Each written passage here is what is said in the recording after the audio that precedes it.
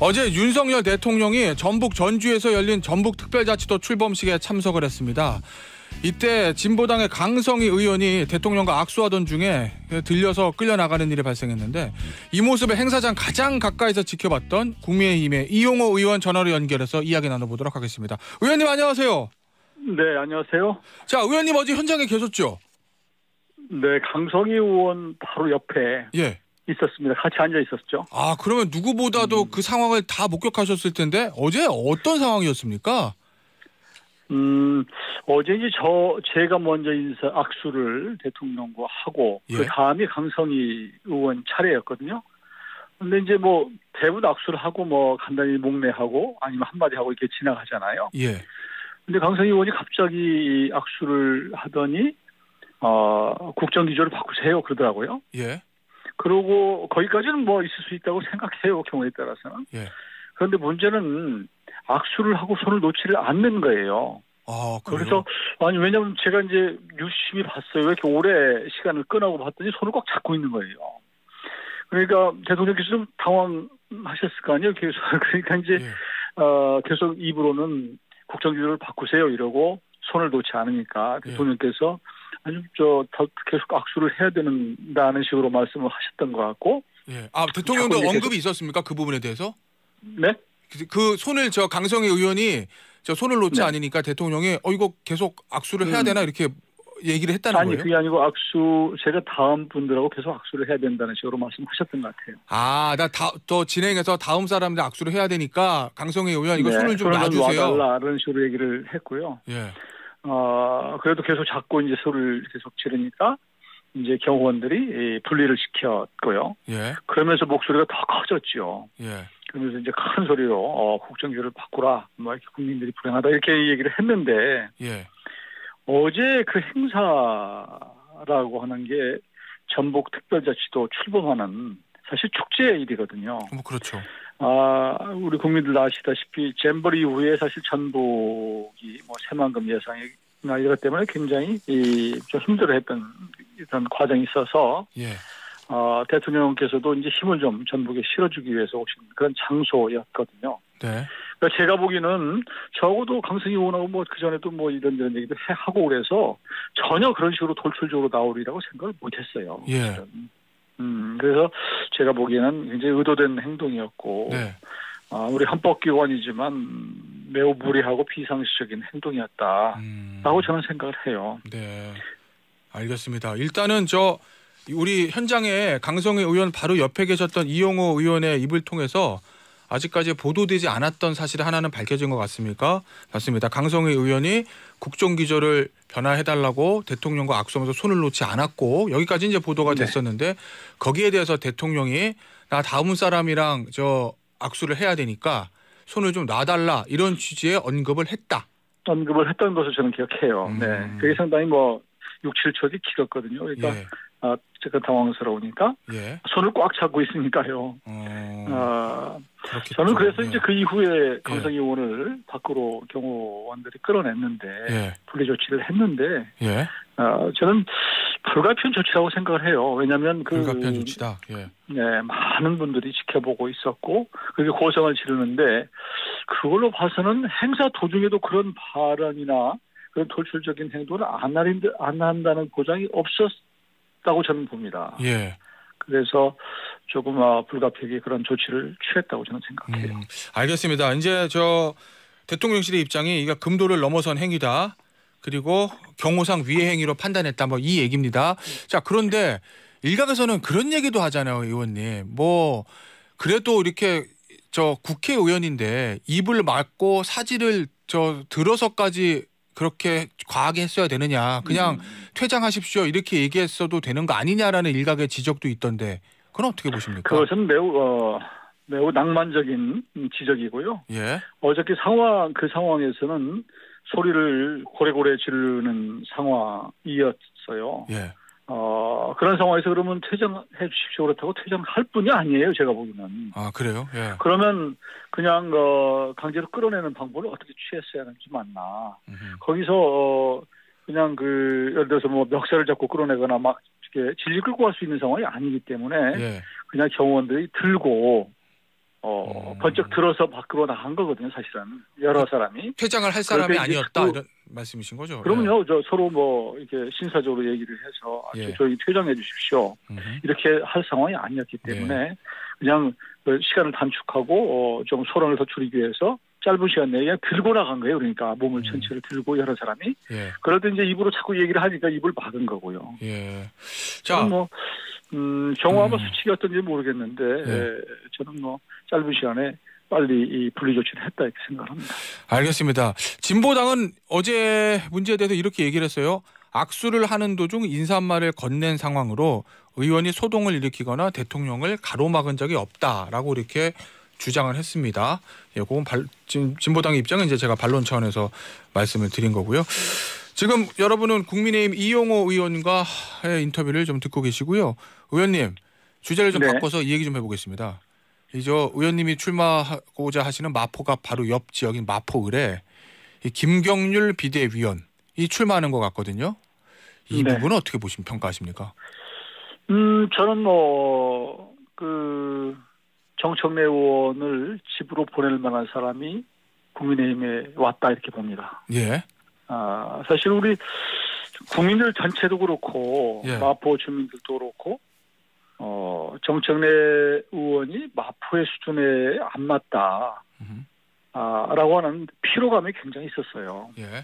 알다시피 막말이나 뭐 저지른 언어 또 심지어 음모론 뭐 이런 데를 많이 퍼뜨린 그런 분으로서 국민들을 아주 피곤하게 만든 정치 불신을 가져온 어떻게 보면 뭐 장본인 같은 중에 한 분인데 좀 제가 이게 다녀보면 제발 좀 정청래 의원을 잡을 사람이 국민의힘은 도대체 없느냐 그런 요구가 빗발쳤거든요. 그런 상황에서 김경률 비대위원이 거기에 용기를 내서 출마를 결심한 것은 저는 아주 잘된 환영할 만한 일이라고 생각을 합니다. 다만 의원님 일각에서는 그런 얘기 하잖아요. 예를 들면 김경률 비대위원이 저 마포을로 출마하겠습니다. 단순히 이렇게 하는 게 아니라 이 서울시당 행사에서 한동훈 비대위원장이 직접 소개를 하고 정청래 의원을 잡기 위해서 우리는 김경률이 있습니다. 뭐 이렇게 얘기를 해서 이게 혹시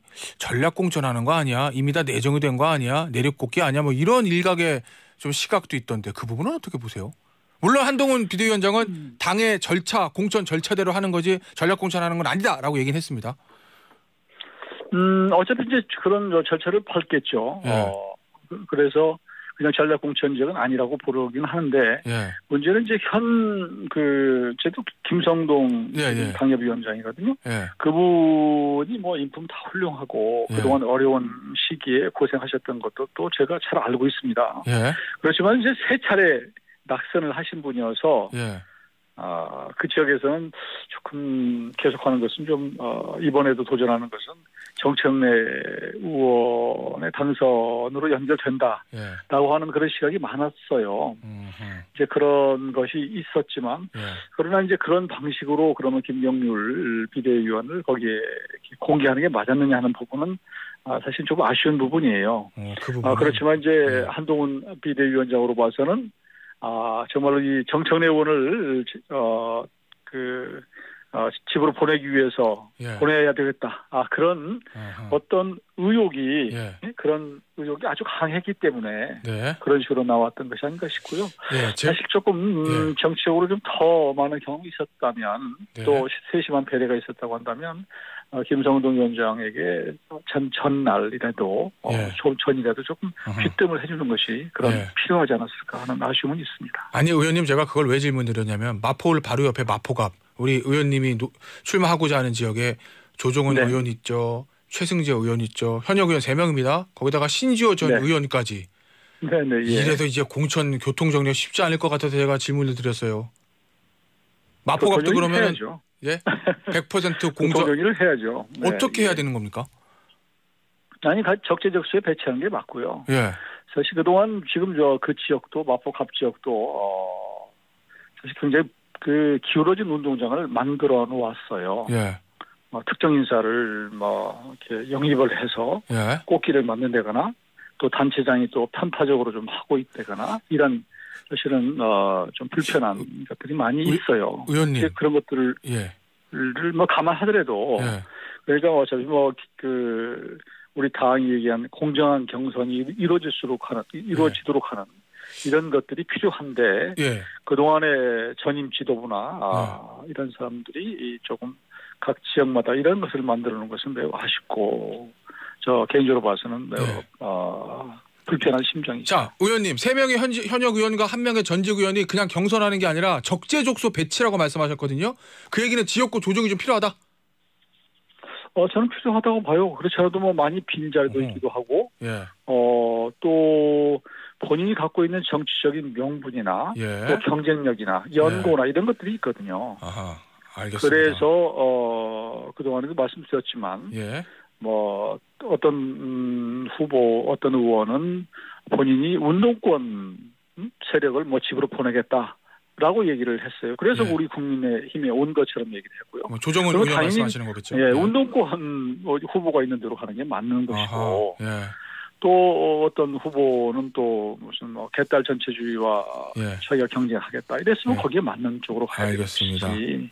말은 그렇게 하면서 행동은 뭐 비교적 조금 뭐 본인이 더 유리한 지역으로 이렇게 자꾸 이렇게 파고드는 것은 정치적으로 사실은 언행 일치가 안 되는 겁니다. 알겠습니다. 자, 의원님 마지막 주제가 될 것 같은데요. 이 김건희 여사의 소위 말하는 명품백 논란에 관해서 어제 이제 국민의힘에서 기류가 좀 다른 것 같아요. 지도부하고 영남 의원들은 뭐 그냥 저 몰카 공작이다 이런 입장인 것 같고 지금 비대위하고 수도권 출마를 준비하고 있는 의원들이나 예비 후보에 비해서는 이거 털고 가야 된다 뭐 이런 얘기도 좀 나오는 것 같은데 이영호 의원은 어떤 입장이십니까? 이 김건희 여사의 명품백 논란에 대해서. 둘 다 맞는 얘기예요. 사실 그 명품백 논란은 기본적으로는 뭐 몰카 정치 공작이 맞아요. 예. 그렇지만 국민이 볼 때 결과를 보면 받은 것도 사실이잖아요. 예. 어떤 과정을 거쳤든 경위가 어떻든 간에. 예. 그러니까 사실 김건희 여사로 봐서는 억울하죠. 뭐 어떻게 그런 측면이 있다고 봐요. 왜냐하면 그 이제 접근 자체를 아버지와 친부를 이용해서 의도적으로 접근을 해서 지금 함정을 팠던 이런 사건인데 문제는 억울하지만 그러나 결과적으로 받은 셈이 됐단 말이에요. 예.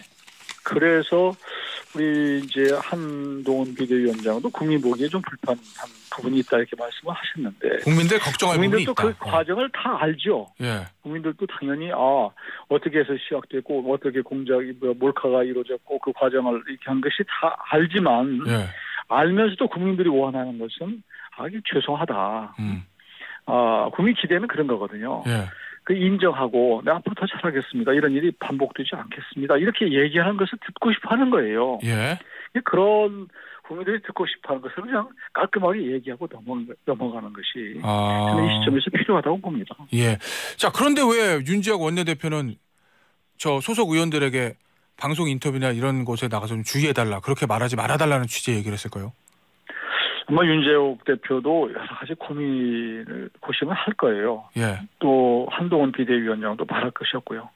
그러나 이것이 이제 의원들이 물론 우리 당이 이제 민주적 정당이에요. 그런 면에 있어서는 밖에 나가서 자유스럽게 얘기를 하고 중진들도 얘기하고 이런 분위기인데 다만 이런 것들이 뭐 중구난방으로 하기보다는 어느 정도 의견이 모아져서 결국은 당 지도부가 또 지금까지 요구하는 게 그런 거 아니겠어요? 그 대통령실과 하고 뭐 우리 당과의 뭐 어떤 관계 개선, 관계 조정 이런 것을 얘기했기 때문에 이런 문제에 있어서도 가능하면은 좀 그 밖으로 이렇게 이제 나가서 공개적으로 자꾸 얘기하기보다는 내부적으로 어느 정도 얘기를 조율을 해서 당 지도부가 어떤 입장을 발표를 하고 또 조율을 하고 이래서 당이 가는 모습이 더 좋지 않느냐. 그런 차원에서 말씀하신 것이 아닌가 싶습니다. 대통령실이 뭐 그 부분에 대해 의논 중이다 뭐 이런 대응을 했다고 저 조선일보가 오늘 보도를 했는데 뭔가 그럼 대통령실에서 저 전향적인 입장이 변화가 있을 거로 예상하십니까? 저는 뭐 국민들이 지난번에 옳다 이렇게 대통령께서 말씀을 하신 바가 있고요. 또 우리 당내에서도 그런 여러 가지들이 이제 요구가 있기 때문에 어떤 그 입장이 또 나올지는 모르겠어요. 뭐 그럴 수도 있고요. 근데 이제 조금 전에 말씀드린 부분은 이런 것들이 한동훈 비대위원장이나 또 우리 뭐 윤재욱 대표나 이런 분들이 갖고 있는 생각이 예. 미리 다 이렇게 더 나와버리면 나중에 그게 사실 약발이 떨어지는 거거든요. 알겠습니다. 그런 차원에서 조금 더 어떤 무슨 발표를 해도 좀 시기 가장 골든타임이 있는 것인데 알겠습니다. 이렇게 가는 것이 맞느냐 이런 부분 때문에 좀 그런 것 같습니다. 자, 오늘 인터뷰 여기서 마무리하도록 하겠습니다. 국민의힘의 이용호 의원이었습니다. 감사합니다. 네, 감사합니다. 네.